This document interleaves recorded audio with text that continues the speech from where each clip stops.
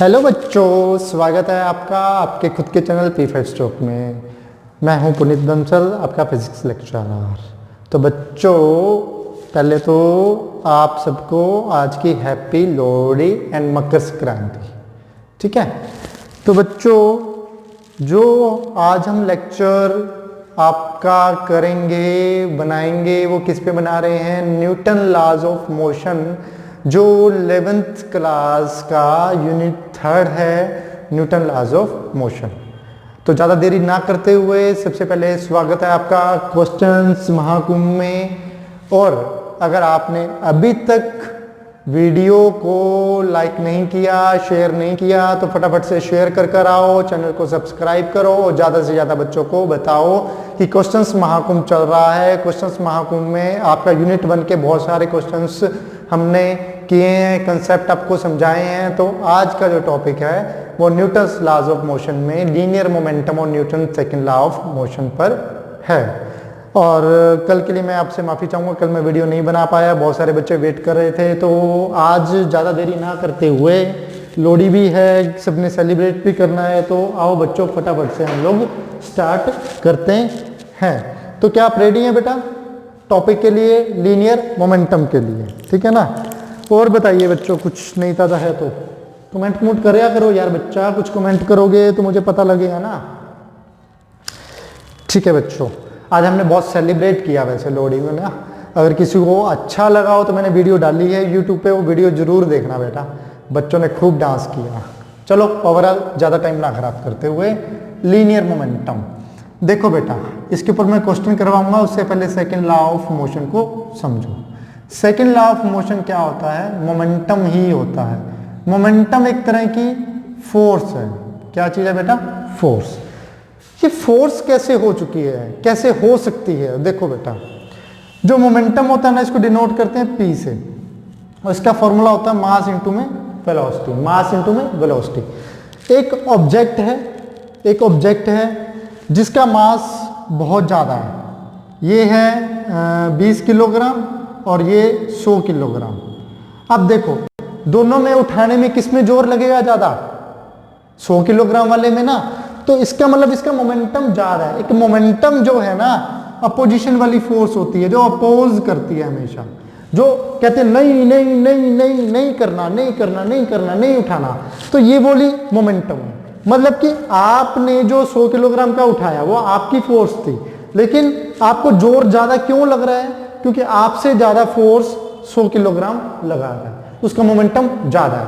वही चीज़ अगर मैं A कार ले ली और B कार ले ली, दोनों की में से इसकी वेलोसिटी मान लो 150 मीटर पर सेकंड चल रही है और ये 20 मीटर पर सेकंड चल रही है, तो मेरे को खतरा किससे है? 150 वाले से। अगर वो आगे भिड़ जाए तो मेरे को तो उड़ा के मारेगी ना। कि रीजन उसका मोमेंटम बहुत ज़्यादा हो गया बेटा, मोमेंटम बहुत ज़्यादा हो गया। तो ये सेकंड लॉ ऑफ मोशन कहता है। सेकंड लॉ ऑफ मोशन क्या कहता है? The rate of change of momentum, the rate of change of momentum, इसको क्या बोलते हैं? Second law. Rate of change of momentum का मतलब dp by dt is directly proportional to force. कहता rate of change of momentum is directly proportional to force. किसके directly proportional होता है? ये फोर्स के। मतलब जितना फोर्स बढ़ाते जाएंगे, मतलब कि एक बॉल है, उसको जितने फोर्स से देके मारूंगा उतना मोमेंटम उसके अंदर ज्यादा आएगा। मतलब जितना फोर्स ज्यादा उतना rate of change of momentum भी ज्यादा। बोलो इतनी बात समझ में आई? अब जो हमारा इसके जो क्वेश्चंस हैं, इसके जो क्वेश्चंस हैं जिस पे हमारा फंडा जो लगता है, वो क्या फंडा लगता है उसको समझो। देखो मेरे बच्चा, dp by dt is directly proportional to force. ये बात क्लियर है? समय अगर मैं बढ़ा दूं तो फोर्स मेरी क्या लगेगी? कम लगेगी। इतनी बात क्लियर? जैसे कि किसी ने बॉल को ऊपर फेंका, उसको पकड़ने के लिए आपको हाथ नीचे लेके गए, मतलब समय आपने बढ़ा दिया, जिससे आपको उसको पकड़ने में फोर्स क्या लगानी पड़ी? कम लगानी पड़ी, क्योंकि समय बढ़ गया। ये भी चीज समझ में आई? अब इससे ना एक फॉर्मूला निकलता है जो आपके क्वेश्चंस को निकालने में हेल्प करेगा। क्या? P जो होता है ना वो इक्वल होता है mass into velocity. D p आपने क्या लिख दिया एम वी बाई में d t directly proportional to f. अब बेटा यहाँ पे मैंने m को बाहर ले लिया, d v by d t directly proportional to f. बेटा जी एक्सीलरेशन का फॉर्मूला क्या होता है, change in velocity by time, change in velocity by time. अब बेटा dv बाई डी टी किसके बराबर हो गया, change in velocity by time, मतलब कि f is directly proportional to m a। तो ये क्लियर होगी, मास इनटू में एक्सीलरेशन फॉर्मूला आ गया आपका किससे, rate of change of momentum per unit time से। इतनी बात क्लियर होगी। अब मैं जिस फॉर्मूला का यूज करने वाला हूं, 1 2, ठीक है, इन फॉर्मूलेस का यूज करके आप लोग क्या करेंगे, अब क्वेश्चंस करेंगे। तो बेटा जी आ जाओ हम लोग क्वेश्चन करते हैं। फटाफट से अपने नोटबुक निकाल लो, पेन निकाल लो, चालाक मत बनना, एक एक क्वेश्चन को करके देखेंगे और मेरे को कमेंट बॉक्स में आप बताएंगे कि क्या आपका आंसर आ रहा है। ठीक है, आज तो मूंगफली रेवड़ी खाने को मिलेगी ना, शाबाश, लोड़ी है ना। चलो क्वेश्चन देखते हैं बेटा, क्या क्वेश्चन है हमारा। ए फोर्स, क्वेश्चन देखो, a force F is equal to 10I 6J 8K, ठीक है। A force F produces an acceleration, produces an acceleration, कितना एक्सीलरेशन कितना प्रोड्यूस कर रहा है, 1 मीटर पर सेकेंड स्क्वायर, 1 मीटर पर सेकेंड स्क्वायर। आपको क्या निकालना है, फाइंड द मास, आपको क्या निकालना है, मास। ले जी फटाफट से चालू हो जाओ। एफ का फॉर्मूला मास इंटू में एक्सीलरेशन, निकालना क्या है, मास, एफ बाई में ए। मेरे को क्या दे रखा है, 10I 6J plus 8K by में 1। सर इसका क्या करूं मैं, इसका मैं रिजल्टेंट निकाल देता हूं बेटा। रिजल्टेंट कैसे निकलता है, रिजल्टेंट ऐसे निकलता है, 10 का 100, 10 का स्क्वायर हो जाएगा ना, 6 का 36, 8 का 64, 36 प्लस 64 कितना हो गया, 100, मतलब मेरे पास कितना आ गया, 200। तो यहाँ पे बेटा कितना आ गया, 200। सोल्व हुआ नहीं हुआ, ठीक है। तो मेरे पास रिजल्टेंट जब 200 आ गया, इस रिजल्टेंट 200 का अगर मैं स्क्वायर रूट करता हूं तो इसको क्या निकालूंगा, 14.14, मतलब मैंने 14.14 किलोग्राम का मास फाइंड आउट कर दिया। बोलो न्यूमेरिकल कैसा था, आसान था, वेरी गुड। फटाफट से कमेंट करके बताना कैसा लगा। फिर हम दूसरा क्वेश्चन देखते हैं। ऐसे ऐसे क्वेश्चंस बहुत आते हैं बेटा आपके लिए। एक क्वेश्चन मैं आपको एक और करवाता हूं जहां पर आपको मास और एक्सीलरेशन की वैल्यू दोनों दे रखी होगी और आपको क्या करना है, डॉट प्रोडक्ट करके दिखाना है। देखो एक क्वेश्चन बताता हूं, जैसे कि कैसा क्वेश्चन आता है कि आपको मास दे दिया, कितना दे दिया, 2I 3J 4K, एक्सीलरेशन दे दिया 2I plus 2J plus 2K। किसी ने कह दिया फोर्स निकालो, मास इंटू में एक्सीलरेशन, 2I 3J 4K, ए कितना है आपके पास, 2I 2J 2K। इसको सोल्व करते हैं तो जो आई वाले होंगे उसको क्या कर दो, मल्टीप्लाई, मतलब कि 2 2 जा 4, 3 3 जा 3 2 जा 6, 4 4 2 जा 8। सोल्व करने पर कितना आ गया, 12 और 6 18 न्यूटन। देखो आसान होते हैं बहुत ज्यादा ये, ठीक है ना। तो उम्मीद करता हूं ये आपको समझ में आया होगा। इसके बाद हम एक और क्वेश्चन देखते हैं, आ जाओ लिखो फटाफट से, क्वेश्चन लिखो।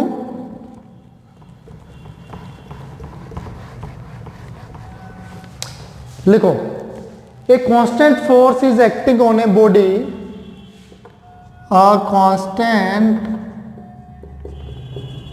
force is acting on a body whose mass, हमें कितना दे रखा है, whose mass 5 किलोग्राम, हमें मास दे दिया 5 किलोग्राम। चेंजेस इट्स स्पीड, इसकी स्पीड चेंज हो रही है कितनी, 2 मीटर पर सेकेंड टू 4.5 मीटर पर सेकेंड, 2.5 मीटर पर सेकेंड टू 4.5 मीटर पर सेकेंड। ठीक है, in is 30 second, is 30 second. Time दे दिया 30 सेकेंड का। कहता direction of motion of body remain unchanged, calculate magnitude of force. आपको क्या निकालना है, मैग्नीट्यूड निकालना है। मतलब कि if the direction remain unchange,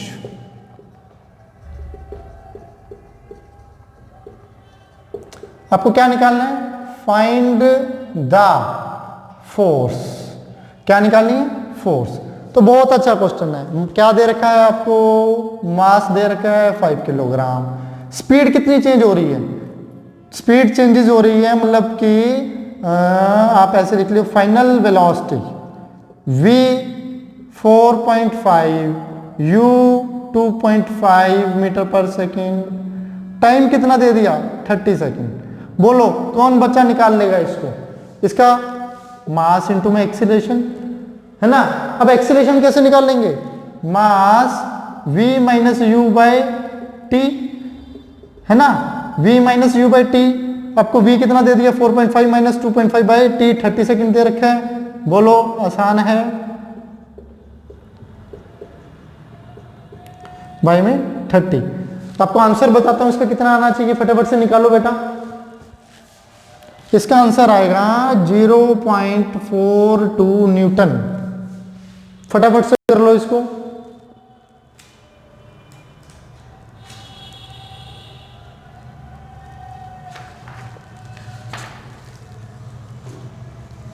ठीक है, इसके बाद अगला क्वेश्चन देखो, बहुत मजेदार है।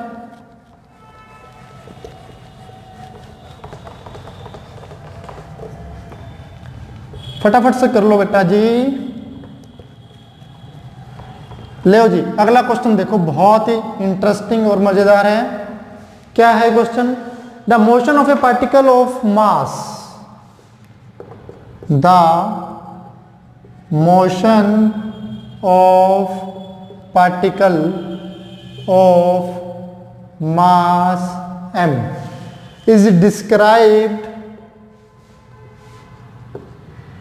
Is described. क्या डिस्क्राइब कर रहा है, मोशन ऑफ जो पार्टिकल का मास है, इज डिस्क्राइब्ड बाय, कैसे डिस्क्राइब किया जा रहा है, y is equal to U T plus half A T का स्क्वायर। ठीक है, find the force acting on the particle. इसको ए की जगह जी कर लो, find the force acting on the particle. लो बेटा फटाफट से करो इसको, चालू हो जाओ। कैसे करेंगे,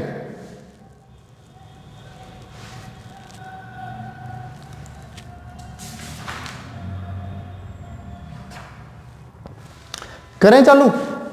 हमें दे रखा है y U T plus half g t का स्क्वायर।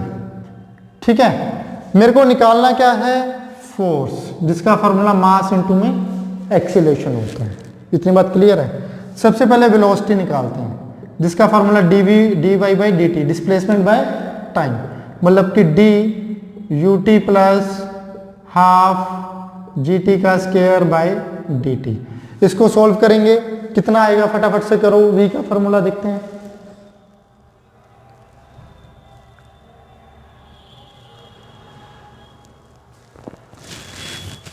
इसको सॉल्व करते हैं तो आता है u D T by d T plus, इसको आगे सॉल्व करते हैं, हाफ जी डी टी का स्क्वायर बाई डी टी। इसको करते हैं u T half g t का कितना होगा, डिफ्रेंशिएट कर रहे हैं बेटा, 2 माइनस 1, इसका आना चाहिए टी माइनस 2t, हाँ 2 आगे आ जाएगा 2t। तो आपके पास कितना आ गया, u t plus half g2t। एक बात और, dt बाई dt का कितना होता है, 1 होता है। तो मतलब मेरे पास आ गया u जी टी, मतलब वेलोसिटी मेरे पास आ गई u plus g T, you plus g T. इतनी बात समझ में आएगी। अब देखो एक्सीलरेशन मेरा dv by d t, acceleration में अगर मैं करता हूं d u plus g t by d t, है ना। अब इसको सोल्व कैसे करेंगे, इसको सोल्व करेंगे D you by d T plus G D T by d T. ये तो डिफरेंशिएट कितना हो जाएगा 0, इसका कितना हो जाएगा 1। एक्सीलरेशन किसके बराबर आ गया g के, एक्सीलरेशन किसके बराबर आ गया g के। तो बेटा जी यहां पे मेरी फोर्स कितनी आ जाएगी mg। देखो कैसा न्यूमेरिकल था, कुछ भी नहीं था, पहले y दे रखा था उसका डिफरेंशिएट किया, फिर वेलोसिटी आ गई तो वेलोसिटी के डिफरेंशिएट किया, एक्सीलरेशन आ गया, j निकल कर क्या आया g। तो ये वाला जो क्वेश्चन है कंपटीशन के लिए बहुत अच्छा क्वेश्चन है और बहुत सारे क्वेश्चंस इस पर आते भी हैं। ठीक है, एक क्वेश्चन और कर लेते हैं, तो फटाफट से लिखो।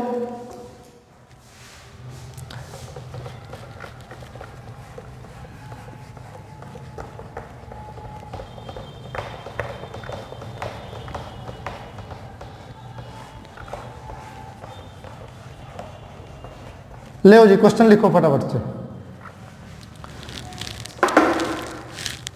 A force of 5 Newton, a force of 5 Newton gives a mass m1, gives a mass m1 and acceleration of 8 metre पर सेकेंड। यहां पे एक्सीलरेशन कितना दे रखा है 8 मीटर पर second square and mass m2, जो m1 का मास एक्सीलरेशन इतना था और मास m2 का एक्सीलरेशन कितना दे रखा है 24 मीटर पर सेकेंड, 24 मीटर पर second square. What acceleration would it give if both the masses are joined together? What acceleration will give if we joined both the acceleration, अगर दोनों एक्सीलरेशन को जोड़ दिया जाए। देखो जी बहुत ही अच्छा क्वेश्चन है, फटाफट से देखो कैसे करना है।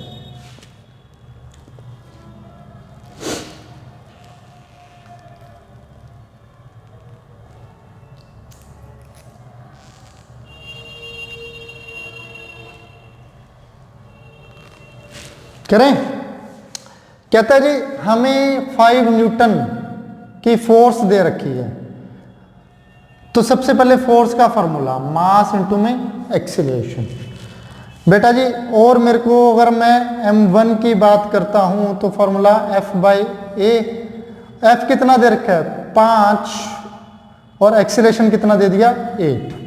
ये तो m1 के लिए हो गया, m2 के लिए कितना होएगा 5/24। मेरे पास m1 m2 आ गया, m1 m2 आ गया, m1 m2 आ गया, तो इन दोनों का अगर मैं क्या करता हूं कंबाइंड कर दूं, इनको इसको रब कर दूं बेटा, कभी नीचे ना दिख रहा हो, या इधर कर दूं। जब मैं टोटल मास निकालता हूं m1 प्लस m2 तो 5/8 प्लस 5/24, 24 15 1 16/24।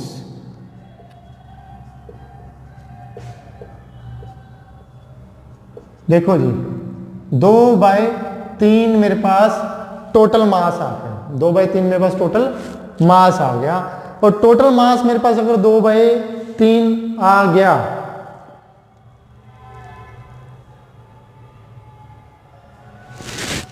कि गड़बड़ करी क्या 8 24 का एलसीएम लिया 8 3 24 15 24 1 16 16/24, और इसको अगर सोल्व करते हैं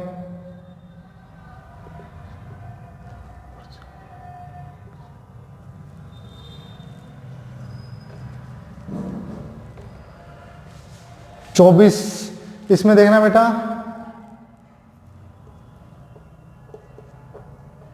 2/3 आ गया ना, तो 2/3 आ गया तो आपको टोटल फोर्स क्या दे रखी है, मास, एक्सीलरेशन। एक्सीलरेशन का हमें निकालना क्या है, एक्सीलरेशन फोर्स बाय मास, जब ज्वाइन कर दिया 2/3 मतलब कि 15/2 न्यूटन। ये आपका क्या आ गया, फोर्स आ गया 15/2 न्यूटन।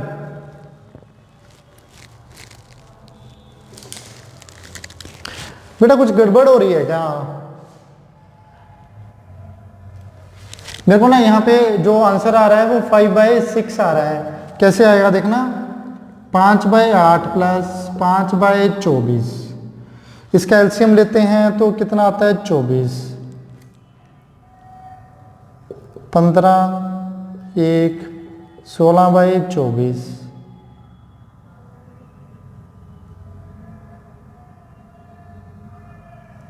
4 6 2/3 ही आएगा।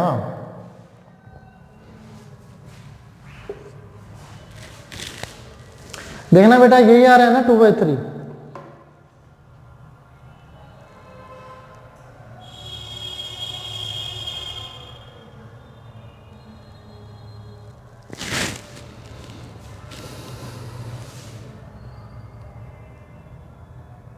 ठीक है, तो बेटा ये समझ में आ गया कैसे करना है। अगर इसमें कुछ गड़बड़ हो, गलत हो तो मेरे को कमेंट बॉक्स में लिख के बताना, हम लोग चेक कर लेंगे। आज की वीडियो मैं यहीं पे समाप्त करता हूँ। फटाफट से वीडियो को शेयर कर दो, ज़्यादा से ज़्यादा बच्चों को बताओ, और आज की हैप्पी लोहड़ी, घर पे लोहड़ी सेलिब्रेट करो, मकर संक्रांति सेलिब्रेट करो। कल फिर मिलेंगे नए टॉपिक के साथ, तब तक के लिए जय हिंद।